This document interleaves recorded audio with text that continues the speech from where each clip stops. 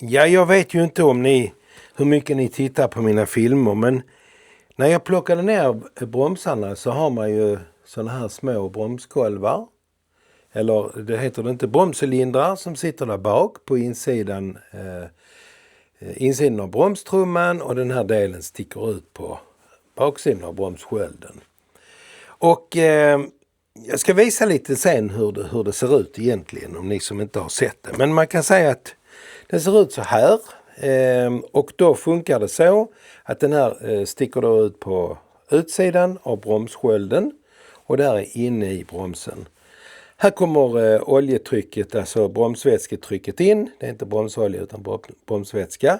Det kommer in här, och när det ökar, när man trampar på bromsen, så åker de ut så här. Och då trycker de bromsbackarna, som är halvrunda månar, ut emot bromstrumman, och så får man en anläggningsyta. En modernisering av den gamla hästbromsen där han drog med en träkloss på yttersidan av hjulet. Och den här var väl rätt okej. Den var rätt fin. Alltså lite pitting och lite hål alltså i materialet och så. Men det kändes som att den hade man nog kunnat göra vid och tycka att det var lite okej. Om man var 20 och hade lite brått sådär. Men på den andra sidan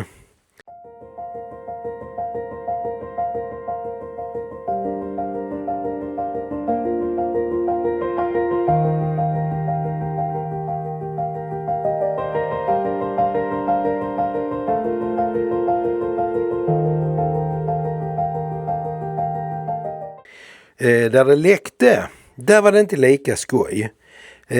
Där var det faktiskt lite mer gravrost här inuti.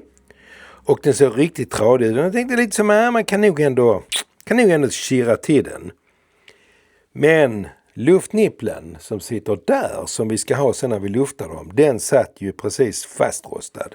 Och då kände jag, nej, där var spiken i kistan.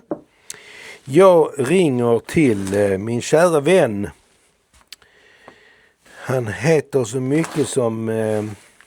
han heter inte Gunnar ju, för det är ju min AI-assistent. Nej, han heter... inte Gustav heller. Ja du. Det är ju helt sanslöst. Nu kommer jag på det. Min vän Göran. Och han jobbar på XP Engineering Solution, KO Dahlén. Han heter Göran Dahlén. Och då ringde jag till honom och sa, du, vad har du för någonting? Ja, sa han, jag har inte de 19,5 millimeters bromsarna som är original på din. Nej, så jag såg det på hemsidan att det var inga, så därför ringer jag. Ja, sa han, jag har bara 15,8. Men sa han, jag har flera stycken vänner och bekanta som kör både rally och racing med dem. Så det kan ju du också klara av. Ja, sa jag, men det är bra. Men du skickar dem till mig. Men vad är han nu i lådan? Jo, titta här. Jag har beställt en liten brytarfil som man också kan ha till tändstift. Och det var mest bara för att det var en sån där. Andra beställde också. Och då tänkte jag har ingen sån, och det har jag velat ha länge. Men vet ni vad jag mer fick? Jag fick en sån här, två såna här trevliga paketer som jag tänkte vi skulle packa upp. Detta är grejer. Oj. Jo då...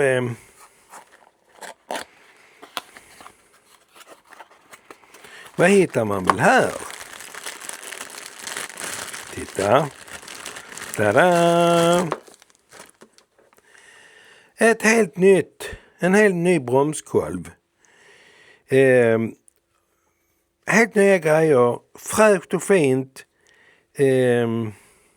Och då blir man ju sådär vän av ordning. Har de nu verkligen smort in det här med rubber grease och gjort det här riktigt fint? Eller vad har de... Eller de bara tryckt ihop det?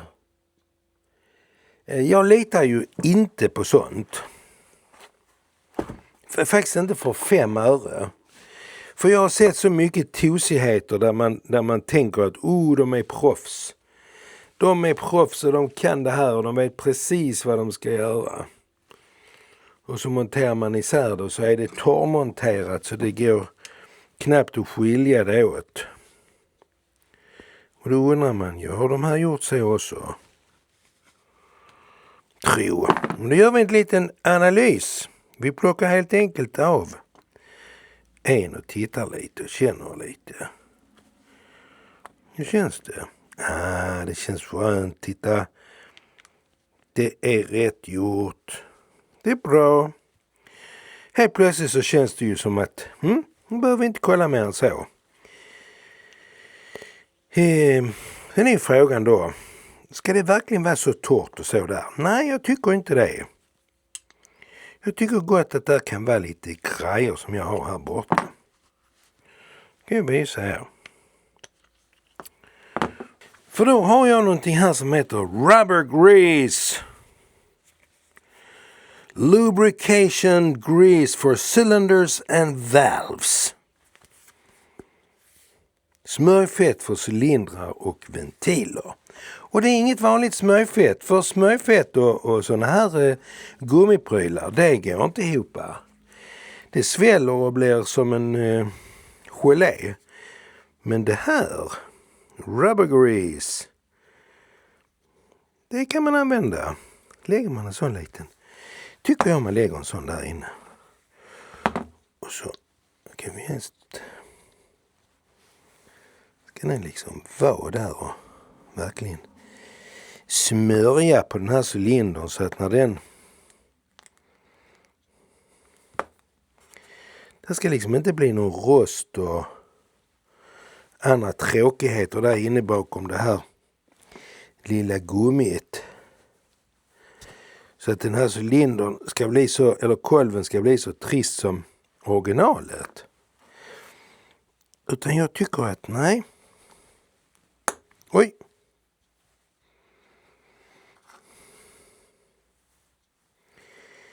Nu smörjer vi in här riktigt.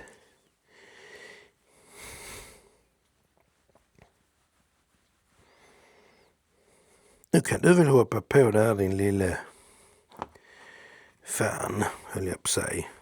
Jag har ju lovat att jag inte ska säga sånt. Jo, då brukar jag använda det här uttrycket. Det var väl själva. Snart stått och dragit sönder den. Så kryp nu över kanten där. Det ska väl inte vara så svårt. Och fetat in det allt så väl. Just därför. Så. Nu så. Har vi en härlig liten inpackning där inne. Men så när vi tillverkar gräsklippare på Klippo så satte vi en klädd med fett på. Sitter en ipressad bult i underhandtaget som man skruvar ovanhandtaget i. Och Kalle Dahlman, han var rätt så noga med att det skulle smörjas och det skulle vara uppsmort när man fick det och där skulle inte lämnas någonting åt slumpen. Så det sattes en klick med fett på den här bulten när gräsklipparen monterades. Och då så kunde kunderna ringa till mig. Jag vill tala med servicechefen. Ja. Det är till dig Paulsson, sa de. Det är till dig. Ja, vad är det nu då? Ja, det är någon som är missnöjd. Ja. Försöker man ju lägga på den lite trevliga stämman. Kan vi hjälpa dig med? Jo, jag vill bara ringa och säga att jag fick en ny gräsklippare här. Och det första som hände, det var att jag blev kladdig. Ja, så sa jag, vad det hände det nu då? Ja, det var någon som hade fetat in skruven. Så man ska spänna ihop ovanhandtaget. Jag fick fett på min skjorta. Ja, sa jag, det ska du inte vara besviken över. För det är ju egentligen du ska vara glad för att du har köpt en gräsklippare där vi har fetat in sakerna ifrån fabriken. Och den kommer att tjäna dig väl i hela livet. Just tack vare det. Ja, okej då. Och då förstod de ju hela den här filosofin torrmontage, det är sånt man gör i andra länder som ligger lite mer österut. Och där bultarna, de skär ihop redan första säsongen. Så då var det klart. Ska vi känna lite här? Jo då, den sitter löst och fint. Jag ska faktiskt göra så. Jag låg fundera på det en natt faktiskt när jag vaknade. Att, jag tror att man ska ta lite kopparpasta och så ska man sätta det där i gängen. Jag ska faktiskt gå och hämta den tuben. Just kopparpasta, det är liksom livselixiret. Tar man en sån liten anläggning här så bara precis stryker vi så vi får gängen till att bli fylld. Men inget kladd. Nej. Bara precis där i gängen. Så. Torkar vi lite där.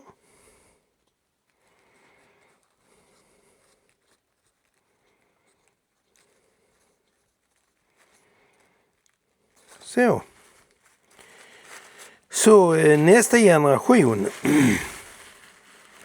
när Johan står här med sin Saab och som han har tagit över efter sin far till exempel, eller Anna eller Erik, och de ska göra vid bromsarna, så står de här och sitter de där ute i garaget och förvånar sig. Så det är konstigt. Bromsnipplarna gick så lätt att lossna. Det var ju märkligt. Nu blir man ju lite skeptisk med en gång. Jaha, här har vi galvaniserade eller förkromade kolvar. Det var det inte där. Nej, kommer de att hålla bättre? Ja, men nu vet ni hur det gick till och då behöver ni titta på nästa. Och jag behöver inte heller filma någonting som ni inte vill se. Så nu gör jag den andra. Då så. Ibland så tänker man ju att det är lätt. Och nu har man köpt nya grejer och det bara precis whoops. Så visar det sig här när jag för in den där. Fan, det går inte in där. Nej, då sitter det rörstiftet i höger och där ska det sitta till vänster. Det var kanske det priset jag fick betala för att jag valde de här som då inte var riktigt rätt. Men å andra sidan, det fanns inget annat. Så nu får jag borra ett hål där. Och jag har plockat fram min lilla körnare. Får vi väl se här om jag kan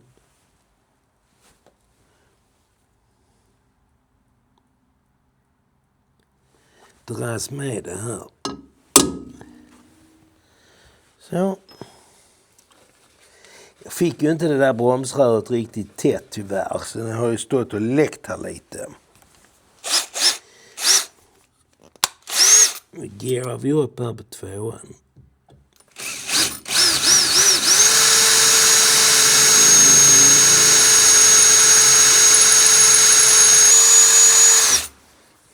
Ja.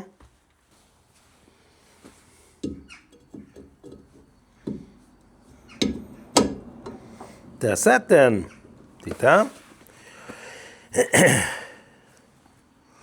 Nu ska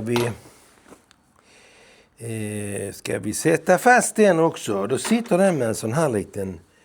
det är ingen segersäkring utan det är någon... Vet inte fan om det kallas G-klämma eller vad det kallas, C-klämma eller... Det kan säkert bli lite lurig att få dit där. Framförallt så känner jag mig väldigt osmidig när jag ligger så här på golvet och grejar.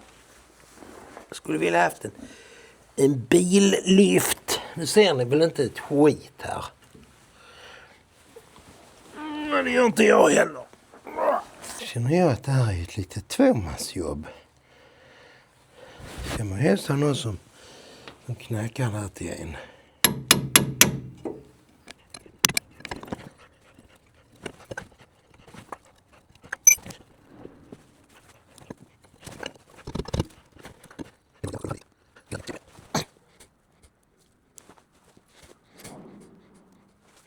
Då efter vissa kraftuttryck och annat så är nu grejerna på plats. Och jag vet inte riktigt. Hur som helst, då är ju frågan, vad är det nu som händer? Vad ska man nu göra för någonting? Jo, då tänker jag som så här, att justeringen här av bromsarna, det är ju typiskt en sån här lite känslig grej. Så den tycker jag att man ska ha lite respekt för. Så sätter man lite fett här. Kopparpasta så. Tjoff. Nu rör den sig fint där fram och tillbaka. Gör den ju redan ju. Det vet ju alla som har hållit på med sånt här att det är inte så ofta man pillar ut en sån för hand. Kanske. Att det är fastrostat och jättetrist. Om man ligger där bakom och ska försöka justera bromsar och det bara kivar och sitter fast. Så, då var det fixat. Sen ska vi ju då förbereda för beläggen. Och då vrider vi till dem så de står i så lodrätt. Tänker jag. Så. Och så har jag ju inte plockat isär det här utan jag plockar ju av det här som ett litet kit. Där tycker jag ju att man kan man inte kosta på sig lite sån där.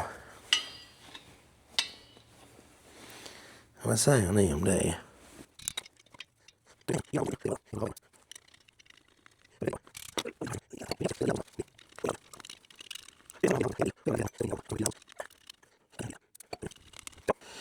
nu kan det nog inte bli bättre. Tror ni?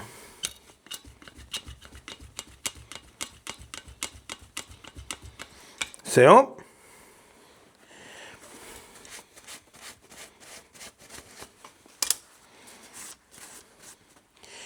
Då ska den ju ut här. Genom det lilla hålet. Och belägget ska ju... Tänker jag att vi ska ta och dra på beläggen här nere först. Egentligen har vi... Det är ju lite tuffa pix faktiskt i Bagdad. Jo du, det vet inte fan hur jag gjorde där. Förde jag ner den så kanske? Gjorde jag? Det var väldigt enkelt. Ja, och sen... Nej.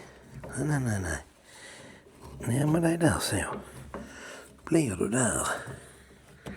Så för vi över den där. Så. Och alltså in med dig där. Så.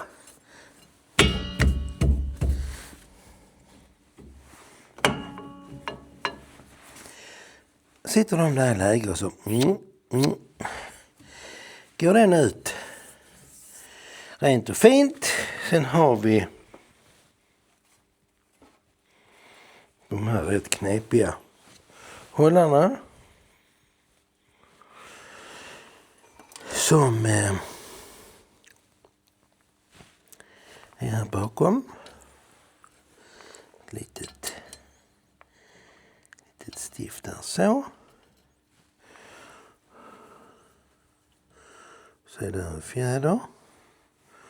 Och en ett litet lock.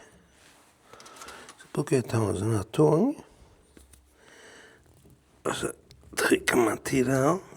Och så hittar man inte rätt.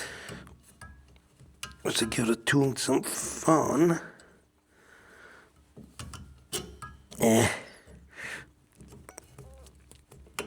Där.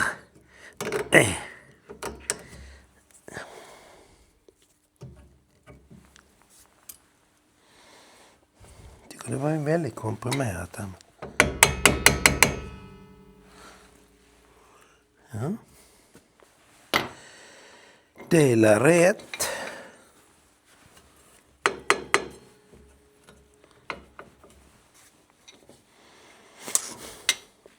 Sitter ni där hemma och tänker, varför i helvete gör han så? Han skulle gjort så istället. Det är mycket, mycket lättare.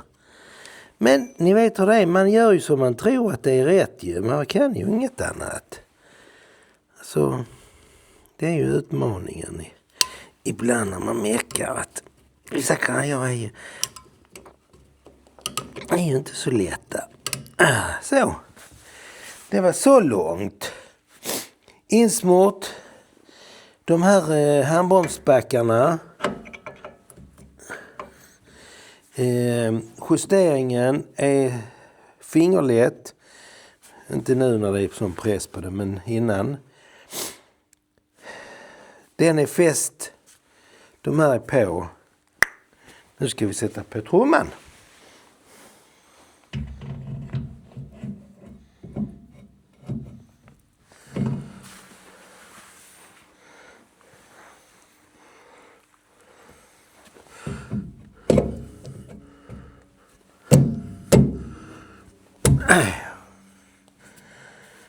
Så, det var det.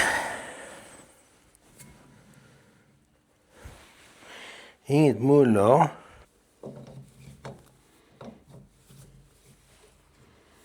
Och då har vi den här konan mellan lagerna som gör att oavsett hur jag spänner här så kommer jag inte annat än att spänna ihop lagerna mot varandra och få en stabil trumma. Ny saxpinne. Och gå ut här på lagret. Se vad vi har för någonting. Parkside assortment. Cottopins.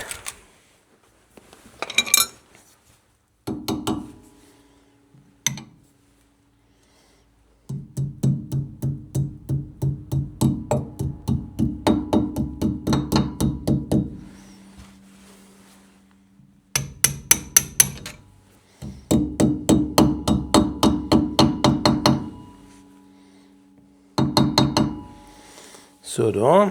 Sen är ju min uppfattning att man tar den och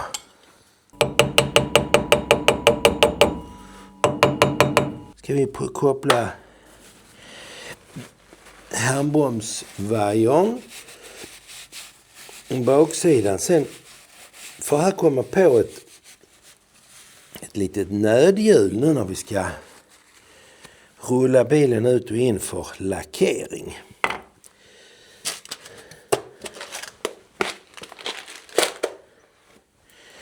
Ska vi se vad som är lagom här. Är det en sån? Ja, titta. Nästan. Eller?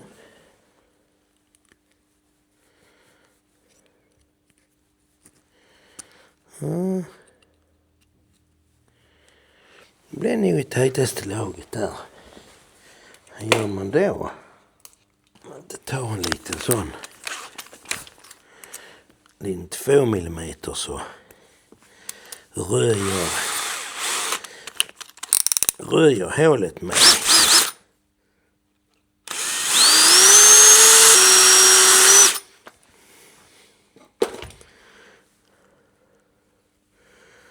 Så. Passar det. Perfekt. In här under igen. Och så ska jag ha faktiskt lite fett med på fingern där. Smörja. Lägger vi lite fett ovanpå och lite under till och lite på den. Så.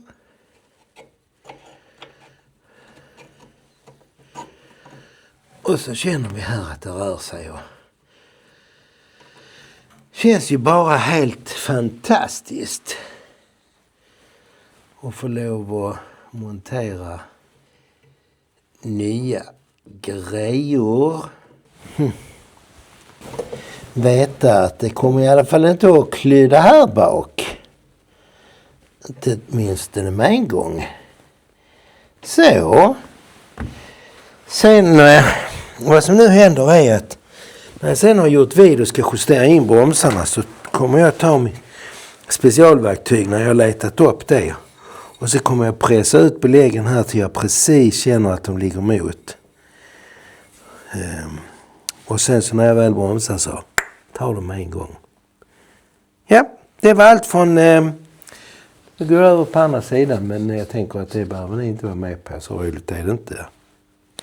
Och då säger jag så här också, passa på nu när jag ser er i ögonen, att tack så hemskt mycket för att ni är med och tittar och likar och kommenterar och kanske delar vidare och så vidare.